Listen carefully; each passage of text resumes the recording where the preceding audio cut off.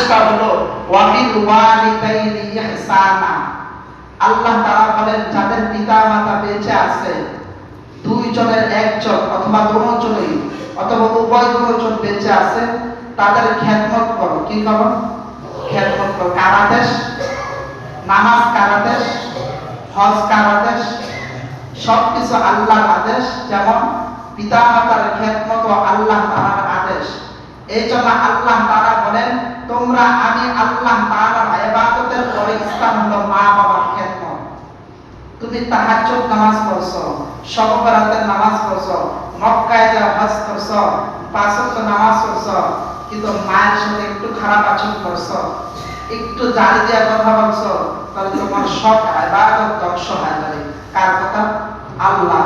যদি তুমি মক্কার ইমাম হও, কাবার ইমাম হও, কিন্তু পিতা-মাতার সাথে খেদমত না করার কারণে, খারাপ ব্যবহার করার কারণে, মা যদি বলে ইম্মা ইয়াবলুগান্না ইনদাকাল কিবারা আহাদুহুমা, মা যদি কোন শব্দ করে তাহলে তোমার আমল সব বরবাদ হয়ে যাবে। আল্লাহ পাক রব্বুল আলামিন বলেন আকাদা রাব্বুকা আল্লা তা'বুদু, হে বান্দা আমি আল্লাহ তাআলার ইবাদত করবা, আর আমি আল্লাহ তাআলার ইবাদতের বড় হলো ওয়াবিল ওয়ালিদাইনি ইহসানা, তোমরা পিতা-মাতার সাথে খেদমত করবা। এই হলো আয়াতের অর্থ। এবার আল্লাহ রাসূল দেখেন কি বলে, আল জান্নাতু তাহতা আকদামুল উম্মাহা, পিতা-মাতা হলো তোমার আমার জন্য বেহেশত। সুবহানাল্লাহ। কেমনে বেহেশত? আল্লাহ রাসূল বলেন, হে সাহাবায়ে কেরাম, যদি কেউ মায়ের চেহারা দিকে একবার তাকায়, একটা কবুল হজের সওয়াব। কেউ 3 লাখ টাকা দিয়ে হজ করতে গেল, 5 লাখ টাকা দিয়ে হজ করতে গেল, কিন্তু তার হজ কবুল হয় বা না হয় শিওর নাই, গ্যারান্টি আমি দিতে পারি না, আমি নবী। কিন্তু মায়ের চেহারা দিকে একবার তাকাইলে একটা কবুল হজের সওয়াব, এটা গ্যারান্টি আমি নবী দিয়ে গেলাম। সুবহানাল্লাহ।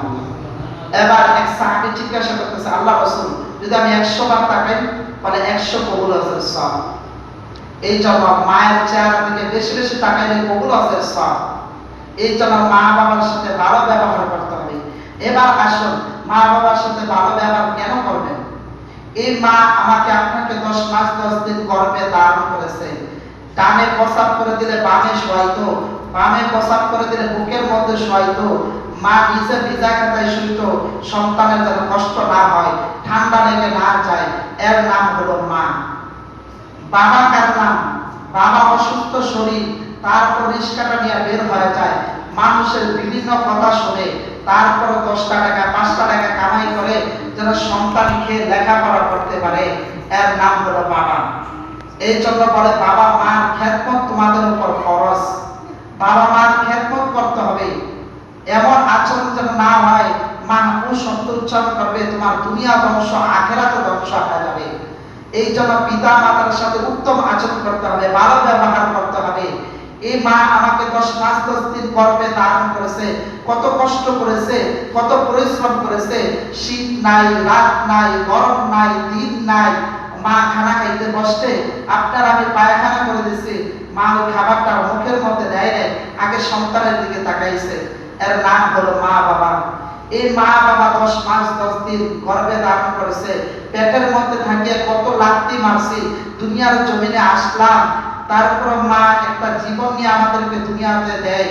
একটা মা সিজার হইতে পারে, নরমালও হইতে পারে, আবার মা বেঁচেও থাকতে পারে, নাও বেঁচে থাকতে পারে, কিন্তু মা 10 মাস 10 দিন গর্ভে ধারণ করে। এর নাম হলো মা বাবা। এই জন্য আল্লাহ রাসূল বলে তোমরা মা বাবার সাথে উত্তম আচরণ করো, ভালো ব্যবহার করো। যদি মা বাবার সাথে খারাপ, রাসূলের কথা, কার কথা? রাসূলের কথা। আল্লাহ রাসূলের কথা সত্যি তো, নবীর কথা বিশ্বাস করবে হাদিস। আল্লাহ রাসূল বলতেছে তুমি বেঈমান হয় মৃত্যুবরণ করবা।